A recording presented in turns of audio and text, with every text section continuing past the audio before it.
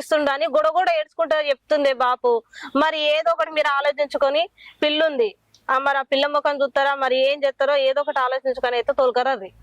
సరే బిడ్డ, కోడలు చేసిన పనికి దాన్ని ఇంటికి కూడా రానియద్దు, కానీ చిన్నదాని ముఖం చూసి తోలుకాచుకోవాలనిపిస్తుంది. నా కొడుకునైతే అడిగి చూస్తా బిడ్డ, సరేనా? సరే బాపు, ఇక అదంతా మనసులో పెట్టుకోకరు గాని ఆ పిల్ల ముఖం చూసానే తోలుకొచ్చుకోరు. సరే బిడ్డ, నేను కొడుకుని అడిగినాక నీకు చెప్తా బిడ్డ. సరే, ఏ వాడైతే గోసలు పెడుతుండు మరిగా ఆలోచించుకోరు. సరే బిడ్డ. సరే బాపు, పేర్తా. సరే